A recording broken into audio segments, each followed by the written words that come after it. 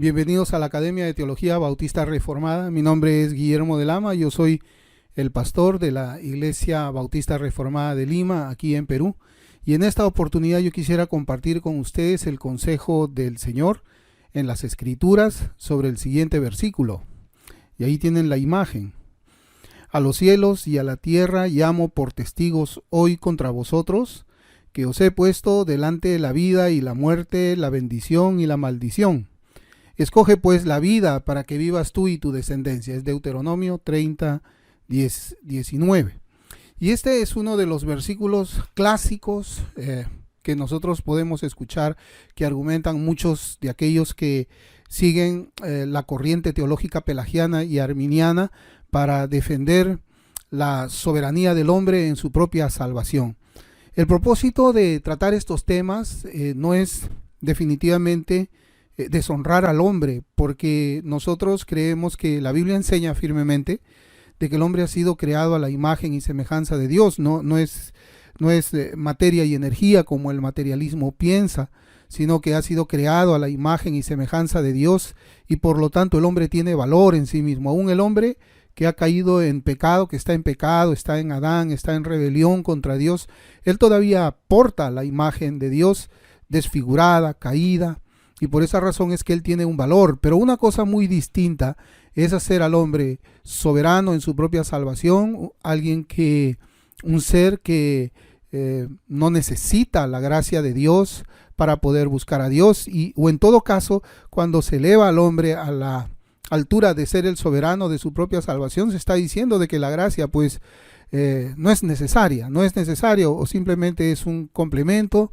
o es una recompensa. Yo creo de que cuando nosotros pensamos de esa forma, tienen implicancias en muchos aspectos, en los aspectos teológicos, porque no entendemos lo que es el pecado, y si no entendemos lo que es el pecado, no entendemos a la persona de Dios, tampoco vamos a entender el sacrificio de Jesucristo, vamos a tener una antropología bíblica errada, vamos a tener un evangelismo errado, y eso también afecta a lo que es la doctrina de la iglesia, la membresía de la iglesia y todo lo demás.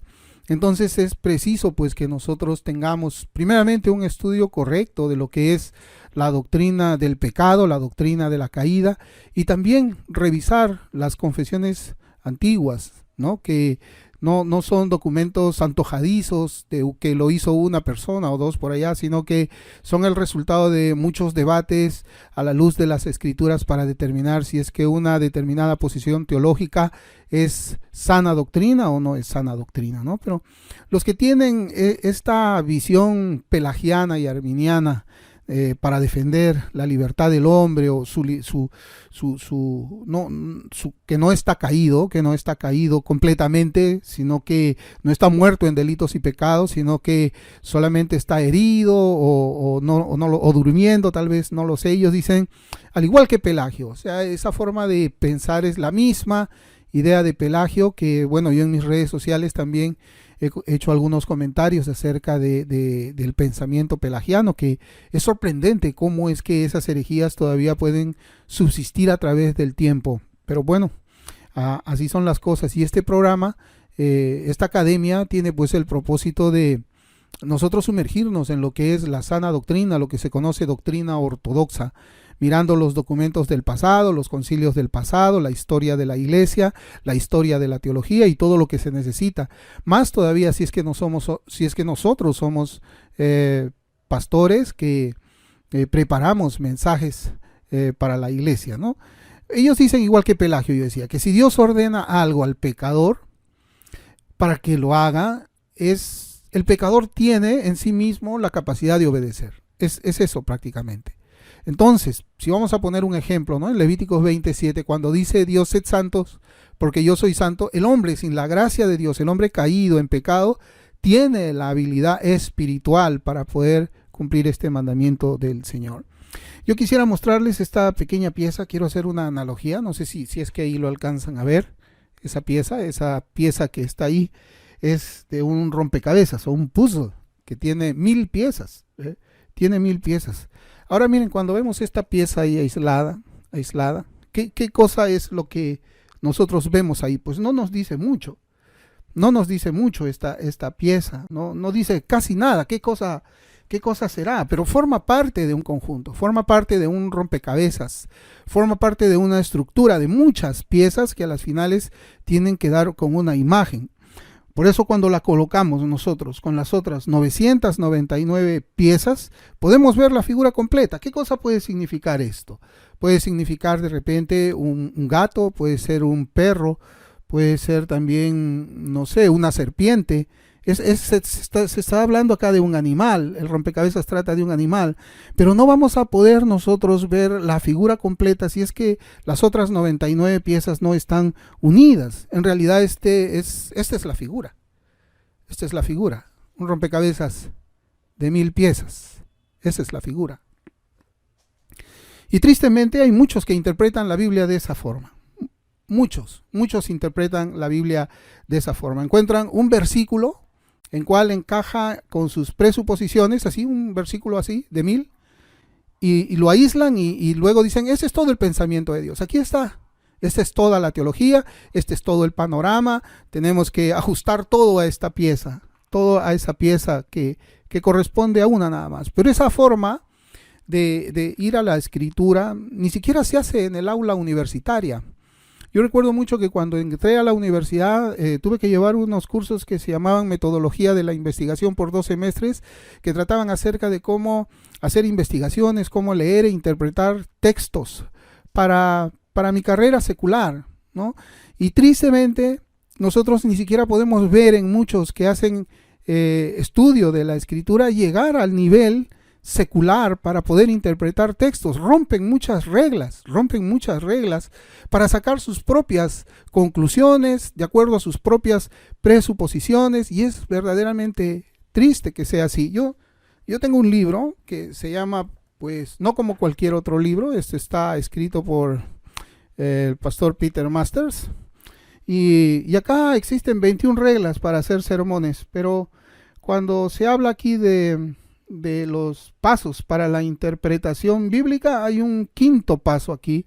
El primero es oración y reverencia, el segundo un compromiso con la exactitud, el cuarto es el sentido sensato primero, el quinto, mire cómo dice el quinto, es la comprobación de doctrina sana. Dice coherencia con toda la doctrina. Coherencia, es lo que yo estoy hablando, es el rompecabezas.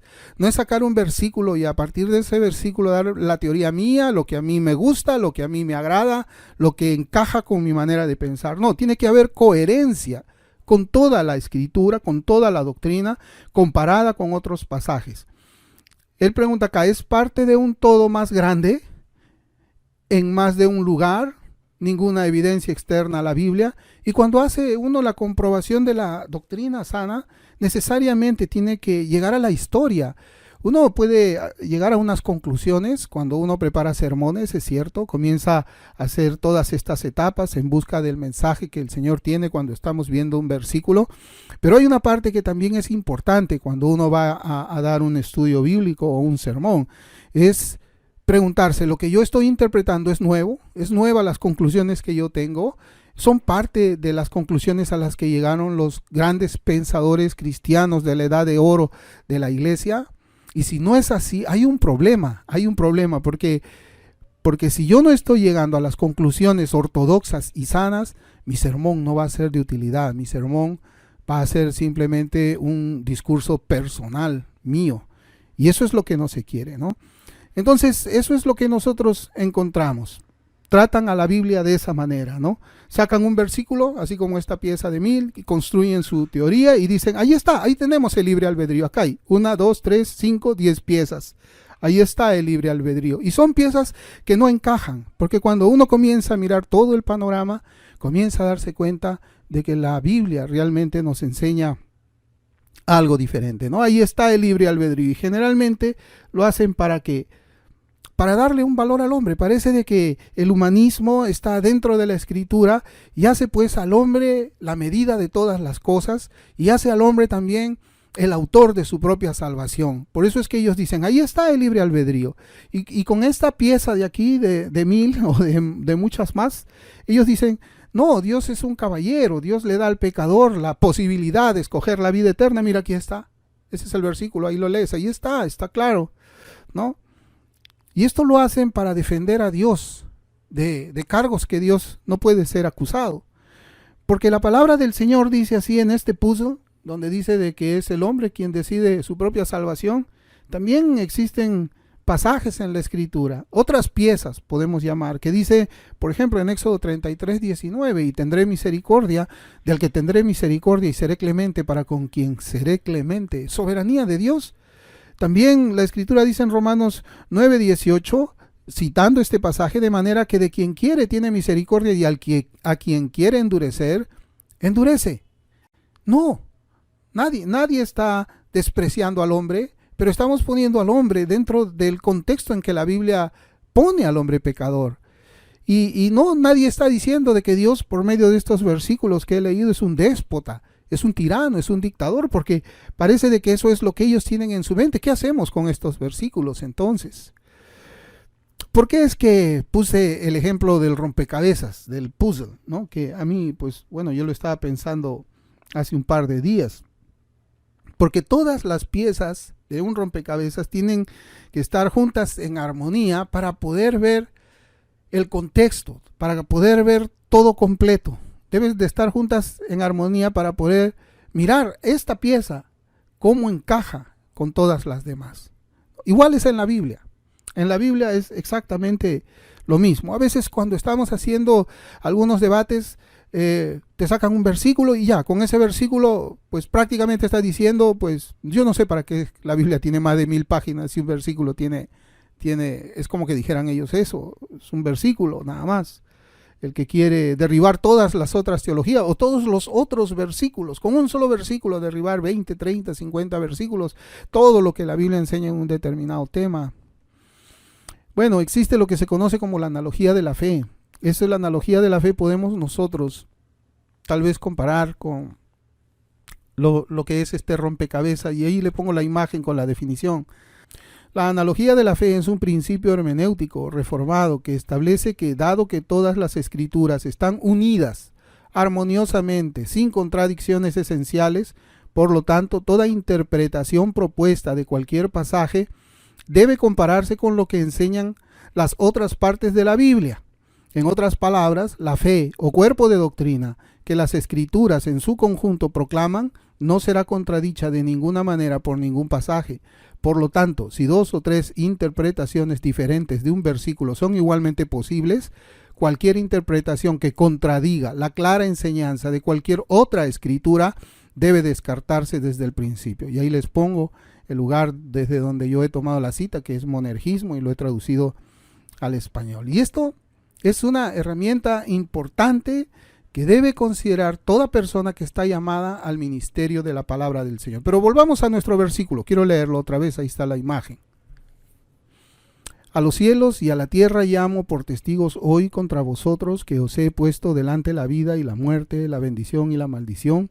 Escoge pues la vida para que vivas tú y tu descendencia. Deuteronomio 30:19. Ahora yo quiero hacer unas preguntas a ese texto. ¿Realmente enseña este versículo que el pecador puede escoger entre el cielo y el infierno? ¿Realmente enseña eso? Cuando vemos el contexto, cuando vemos las palabras que está hablando el profeta Moisés al pueblo, ¿realmente está diciéndole esto? Tú tienes la capacidad de escoger, te invito porque tú eres hábil, no estás muerto espiritualmente, tu libre albedrío funciona. ¿Realmente está diciendo eso? ¿O eso es lo que nosotros queremos creer a partir del texto? Otra pregunta, ¿tiene el hombre natural en sí y por sí mismo esa capacidad espiritual de escoger lo bueno? Eso es la pregunta importante. ¿Puede el hombre sin la gracia escoger lo bueno? Son preguntas que uno hace cuando entra en un determinado estudio bíblico, o para la preparación de un sermón. Seguramente si usted ha escuchado sermones o usted prepara también sermones, se hace preguntas al texto, se hace preguntas muchas veces también a la iglesia que está escuchando, precisamente para despertar la reflexión acerca del significado de los textos. Bueno, para practicar la analogía de la fe, ese versículo vamos a compararlo con otros pasajes de las Escrituras para responder estas preguntas, si es que verdaderamente el hombre tiene capacidad de escoger lo bueno, como muchos dicen, para ver si es que Dios está haciendo una oferta a un hombre que tiene su libre albedrío y que si es que él quisiera podría escoger lo bueno. Eso es lo que tenemos que hacer. Entonces, para practicar esta la analogía de la fe, vamos a ver este pasaje. Vamos a comenzar con Génesis 6:5. Y vio Jehová que la maldad de los hombres era mucha en la tierra y que todo designio de los pensamientos del corazón de ellos era de continuo solamente al mal. Eran de continuo solamente al mal. Y si la Biblia dice esto en el primer libro de la Biblia, donde claramente afirma que todo designio de los pensamientos del corazón de ellos era de continuo solamente al mal, entonces ¿cómo puede escoger el hombre que está caído por causa del pecado de Adán? Escoger lo bueno, lo que es santo y lo que es puro. ¿Cómo? O sea, si hacemos la analogía de la fe, si utilizamos este pasaje que he leído en Génesis 6:5 para interpretar este pasaje de Deuteronomio, tenemos que dar una respuesta a la luz de la Escritura. Estamos juntando dos piezas y esas dos piezas no encajan. No se contradicen porque la Biblia no tiene contradicción, pero no encajan. Hay algo que no está bien ahí.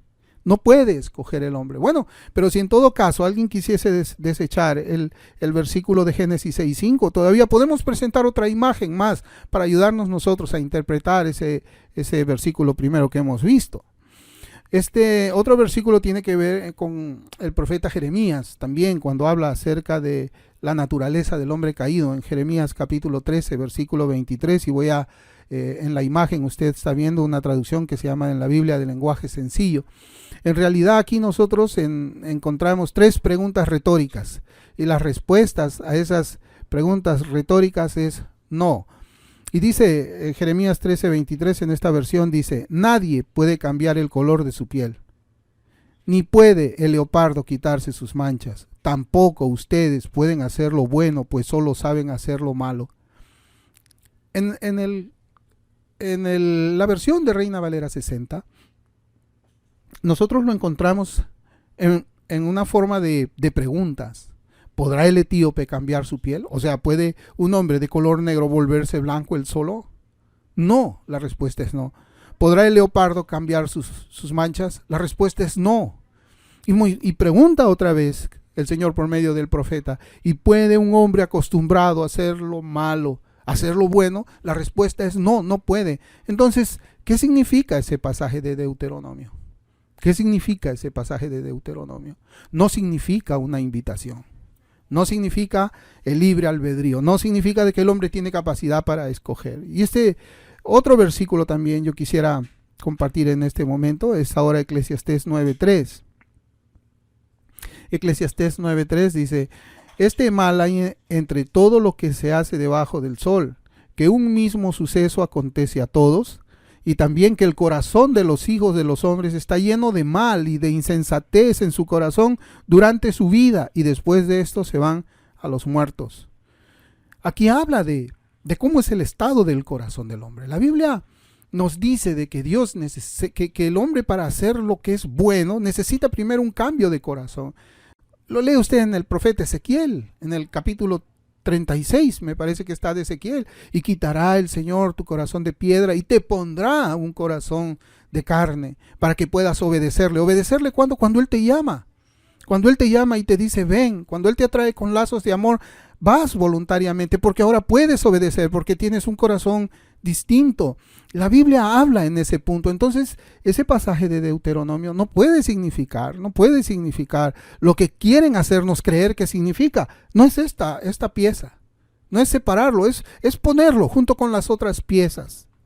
Y otro pasaje más en Marcos capítulo 7, versículos 21 al 23, y también el Señor nos habla aquí del corazón. Ese es un tema bastante importante, es importante. Marcos 7, 21 al 23 dice: porque de dentro del corazón de los hombres salen los malos pensamientos, los adulterios, las fornicaciones, los homicidios, los hurtos, las avaricias, las maldades, el engaño, la lascivia, la envidia, la maledicencia, la soberbia, la insensatez. Todas estas maldades de dentro salen y contaminan al hombre. Yo no sé si es que necesitamos hacer más comentarios. Esta es una descripción en las palabras del Señor Jesucristo de un hombre que está en el mundo sin Dios, sin la gracia. Un hombre caído en Adán. Como yo dije al principio, tiene la imagen de Dios, lleva la imagen de Dios distorsionada. no restaurada por la gracia de Dios. Y un hombre con un corazón que tiene todas esas perversiones y perversidades va a escoger al Señor. Bueno, estos pasajes hablan pues la condición del hombre sin Cristo. Esto es un asunto de naturalezas. Eso es algo que no se alcanza a ver. La Biblia habla de la naturaleza de Dios. Siempre decimos nosotros es una naturaleza santa, pero también habla de la naturaleza del hombre sin Cristo. Es una naturaleza caída, esclava del pecado, no es libre. El hombre nunca es libre. O es esclavo del pecado o es esclavo de la justicia, pero nunca es libre. Y eso está enseñado claramente en muchos pasajes del Nuevo Testamento. Este es un asunto de naturaleza. El hombre nace con una naturaleza pecaminosa, la cual es opuesta a la naturaleza santa de Dios. Por eso es que el hombre, el pecador, aun cuando duerme, es aborrecible para Dios, porque su naturaleza es opuesta, es contraria a la naturaleza santa de Dios. Aun cuando está durmiendo, aunque no está pecando, es aborrecible para Dios. Por eso la Escritura dice en Efesios 2:3, dice, y éramos por naturaleza hijos de ira. Por naturaleza es por nacimiento. Cuando usted ve por nacimiento éramos hijos de ira, igual que los demás. Bien, yo quiero compartir ahora una imagen con el resumen de lo que la Biblia enseña acerca del pecador por naturaleza, por nacimiento. Por naturaleza es por nacimiento, que hizo el doctor Robert L. Raymond. Ahí está la imagen. Y dice, el pecador por naturaleza no puede dar buen fruto, Mateo 7:18.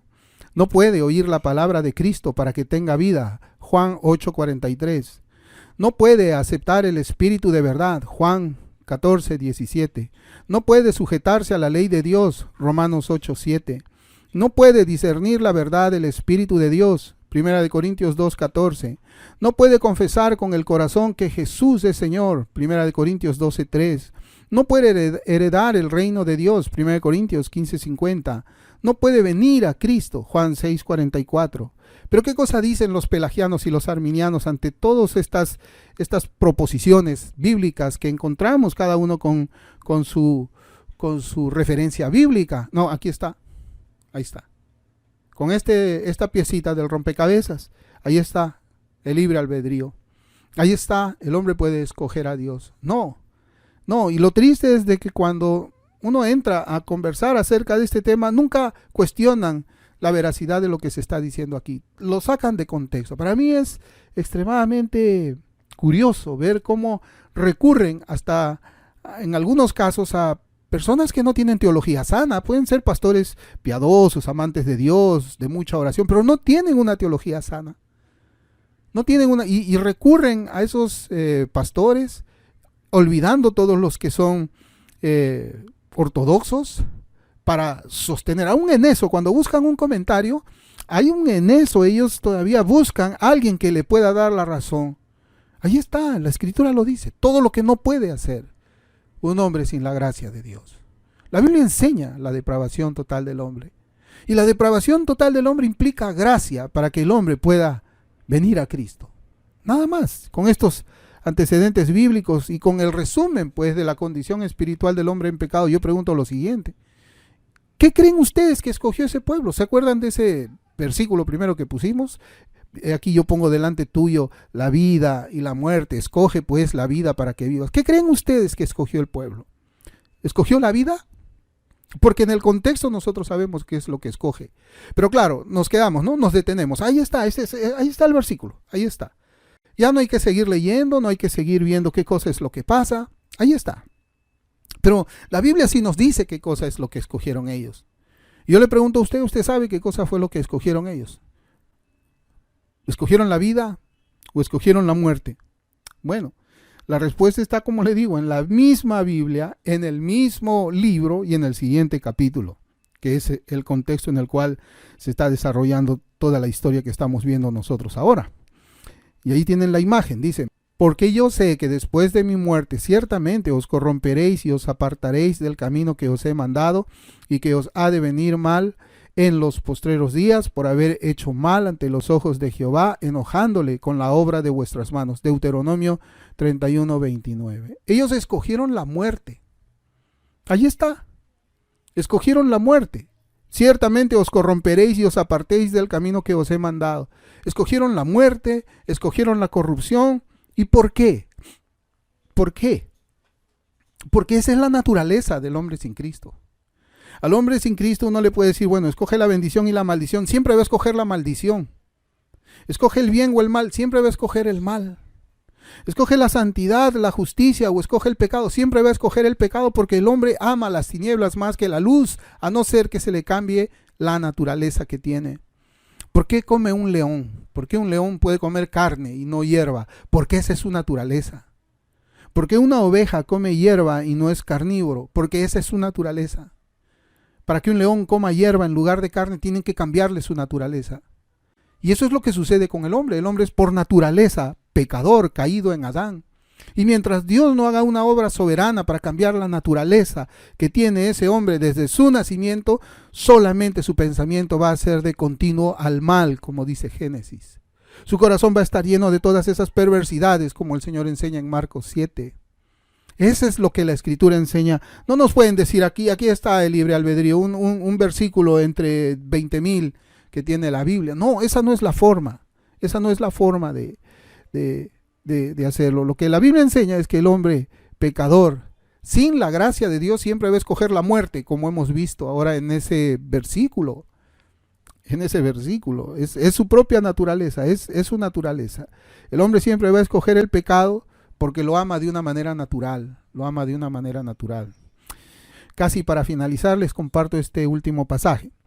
Porque nosotros también éramos en otro tiempo insensatos, rebeldes, extraviados, esclavos de concupiscencias y deleites diversos, viviendo en malicia y envidia, aborrecibles y aborreciéndonos unos a otros.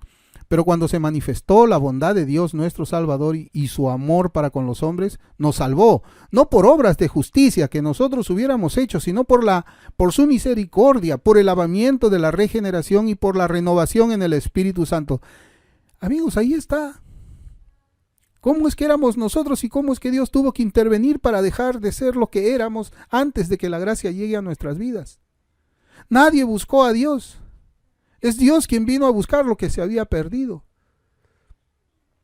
Bueno, ahora sí, para terminar, el estado espiritual del hombre sin Cristo se le conoce en la teología como depravación total, como ya les he dicho, cuyo significado yo lo voy a extraer también de una cita del doctor Robert L. Raymond, un teólogo ortodoxo también. Ahí está la imagen. Dice, el hombre en su estado natural y crudo, tal como proviene del útero, es moral y espiritualmente corrupto en disposición y carácter. Cada parte de su ser, su mente, su voluntad, sus emociones, sus afectos, su conciencia, su cuerpo, ha sido afectado por el pecado. Esto es lo que se entiende por la doctrina de la depravación total. Bueno, yo espero que este programa corto de la academia sea de bendición también para muchos de ustedes. Y conmigo pues será hasta una nueva oportunidad. Que el Señor los bendiga mucho.